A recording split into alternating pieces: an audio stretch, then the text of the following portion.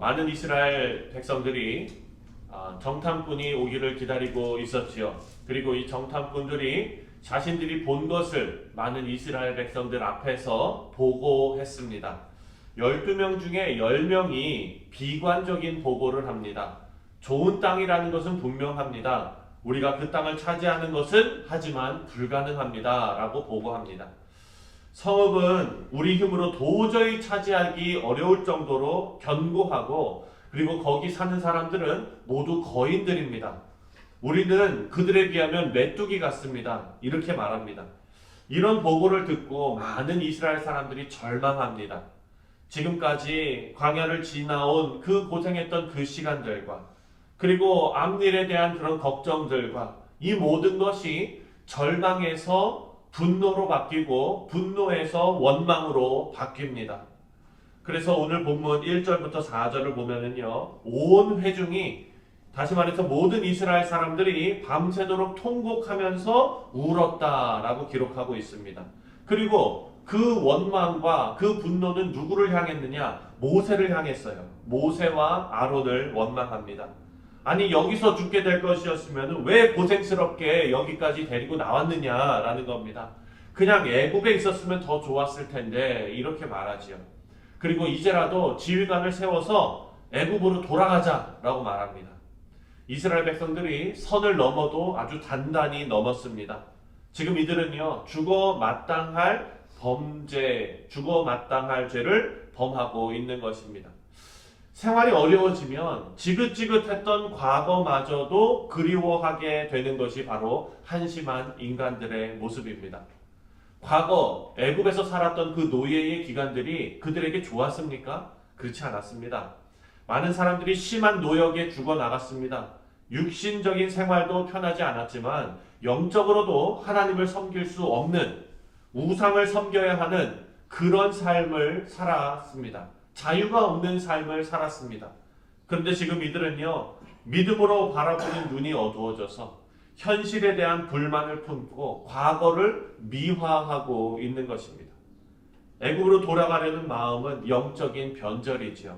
그래서 하나님을 배신하는 그런 행동입니다. 모세와 아론은요, 그 심각성을 깨달았습니다. 심각성을 보고 그들이 바로 하나님 앞에 엎드립니다. 5절 말씀을 보면 모세와 아론이 이스라엘 자손의 온 회중 앞에서 엎드린지라. 백성들에게 엎드린 것이 아니라 하나님 앞에 엎드린 것입니다. 그리고 그렇게 모세와 아론이 하나님 앞에 납작 엎드렸을 때 여호수아와 갈렙이 절망하고 원망하는 백성들을 설득합니다. 이 여호수아와 갈렙은 12명 정탐꾼 중에 10명이 비관적인 보고를 하고 그 나머지 2명이지요. 그 사람들이 설득하는 말의 요지는 임마누엘 하나님입니다. 하나님께서 우리와 함께 계십니다 라는 메시지였습니다. 8절과 9절을 우리 함께 다 같이 읽겠습니다. 8절 9절입니다. 시작.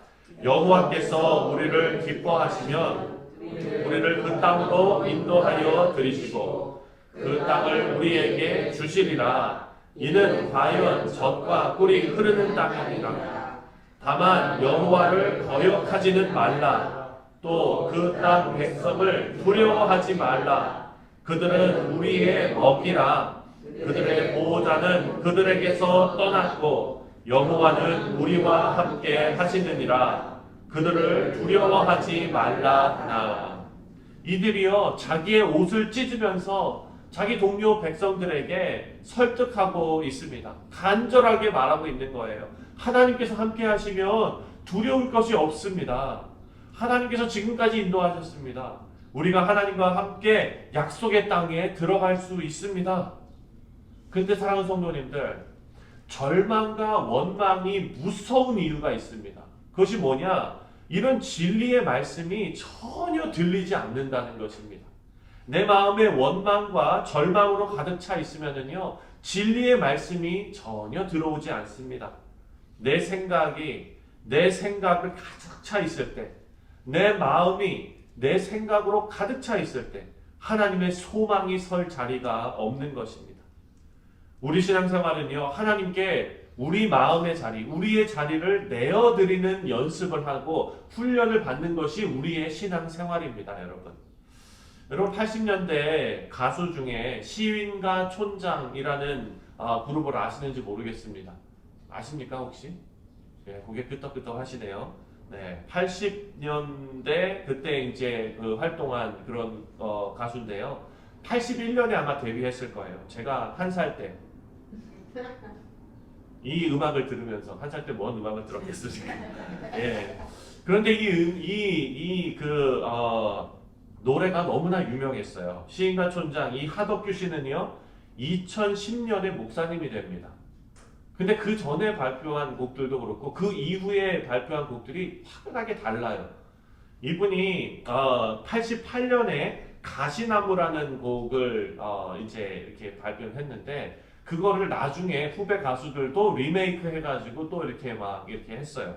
근데 그 곡이 너무나 유명합니다. 그리고 그 가사가 오늘 이 본문의 내용과 너무나 맞습니다. 그 가사 여러분 잘 아시죠? 내 속엔 내가 너무도 많아 당신이 쉴 곳 없네. 사랑하는 성도님들, 가사의 내용이 너무나 맞습니다. 내가 생각하는 나의 인생, 내가 생각하는 나의 자녀들의 인생, 내가 생각하는 나의 사업, 내가 생각하는 우리 교회, 내가 생각하는 무엇 이것으로 너무나 가득 차 있으면은요 하나님의 선하신 계획이 들어갈 자리가 없다는 것입니다. 그런데 문제는요 내 생각과 내 계획은 완전할 수가 없다는 것이죠. 그래서 실패를 겪고 절망을 경험합니다. 그리고 대부분의 경우 내 생각과 내 계획은 인간적인 방법으로 흐를 수밖에 없습니다. 이스라엘 백성들도 마찬가지였습니다. 그들 마음에 자기 생각과 자기 방법으로 가득 차 있었습니다. 그래서 하나님의 선하심이 들어갈 자리가 없었습니다. 그래서 소망과 믿음을 말하는 여호수아와 갈렙과 모세와 아론까지 이들은요 돌로 쳐서 그들을 죽이려고 합니다. 지금 믿음을 가지고 있는 모세와 아론과 여호수아와 갈렙은요 200만 명과 대립하고 있는 것입니다. 4대 200만 명. 하지만 그런 급박한 순간에 하나님께서 다시 개입하십니다. 10절 말씀입니다. 10절 시작. 온 회중이 그들을 돌로 치려 하는데 그때에 여호와의 영광이 회막에서 이스라엘 모든 자손에게 나타나시니라. 아멘. 사랑하는 성도님들, 우리가 지난 시간에도 함께 나눴었죠. 우리가 배운 게 뭡니까? 하나님께서는 온유한 자들, 하나님의 마음을 품고 있는 자들, 하나님의 뜻을 따라 사는 자들, 온유한 자들을 하나님 어떻게 하십니까? 지켜 보호하십니다. 그때 모세를 아론과 그리고 그 누이 미리암이 모함하고 했을 때 하나님께서 즉시 개입하지 않으셨습니까? 그런데 거기에 뭐라고 얘기했죠? 모세는 온유한 자라, 겸손한 자라 이렇게 말씀하셨습니다. 오늘도 이제는 200만 명의 백성들이 들고 일어나는 급박한 상황입니다. 그때 하나님께서 이 4명 모세와 아론과 그리고 여호수아와 갈렙 이 온유한 자들, 하나님의 뜻으로 서 있는 자들을 하나님께서 지켜 보호하십니다. 오늘 말씀이 우리에게 반면 교사가 되는 것은요, 우리는 하나님의 선하심을 믿지 않는 불신에서부터 하나님의 약속을 신뢰하는 믿음으로 가야 하는 여정 가운데 우리가 있습니다. 우리 사랑하는 성도님들, 우리의 현실에 압도당하지 않을 수 있는 유일한 방법은 하나님께서 우리에게 선물로 주신 믿음을 작동시키는 일입니다. 우리 현실은 자꾸 우리를 압도하려고 합니다. 그래서 말문이 막히고 압도당하는 일을 겪지요. 한 번 겪고 끝나는 것이 아니라 계속 그런 일들은 우리 가운데 찾아올 것입니다. 그때마다 하나님께서 우리에게 말씀하십니다. 오직 의인은 믿음으로 말미암아 살리라. 너희 안에 있는 믿음을 작동시키라 라고 하나님께서 우리에게 말씀하십니다. 우리 사랑하는 성도님들 안에 그리스도 예수를 통해서 심겨진 그 믿음이 오늘 하루도 여러분의 현실 속에서 강력하게 작동되시기를 주님의 이름으로 축원드립니다. 기도하겠습니다.